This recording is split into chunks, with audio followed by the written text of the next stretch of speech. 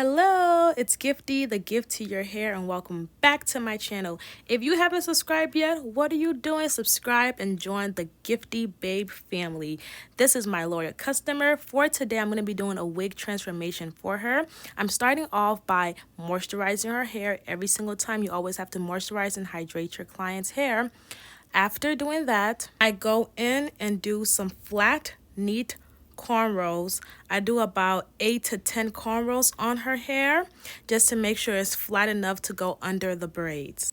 While braiding her hair, I do put grease and leave-in conditioner on her scalp. My client has more of a very thick textured hair, and her hair eats up moisture very fast. So to make sure that we're keeping her hair protected, hydrated throughout the whole process of keeping the wig on, I do add extra layer of leave-in conditioner on the scalp and grease to make sure her hair does not get dry and brittle throughout the process while having the wig on. This is also helping to retain her natural length because, as for example, the wig is going to last about 2 weeks, right? And her hair underneath is going to be fully covered.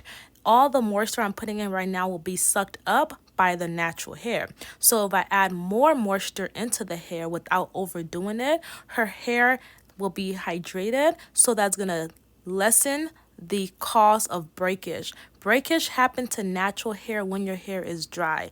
And knowing for a fact my client is going to keep her wig on for at least 2 weeks, I need to ensure there is less breakage going on under the wig so that her natural hair is also growing while having the wig on.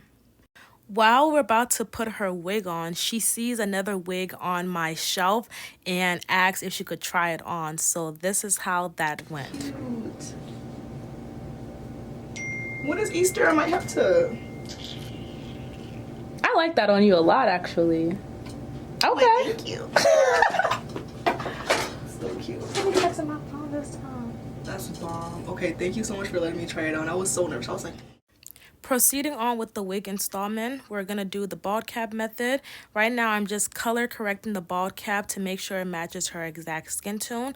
The wig that we're going to be working with today is a lace closure wig. It is a deep part lace closure wig, so I'm making sure I'm covering up enough space, and I'm using the color that looks just like her complexion. I like to use the wipes instead of using alcohol to dry out the skin or to clean off the excess. I like to use the antibiotics wipes, and it does the same job and is not so harsh on my client's skin.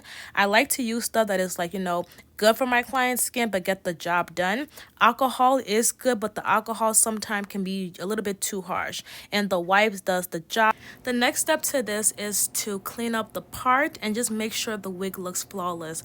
I got this wig coloring marker. It's one of the best investment I have made for my installs.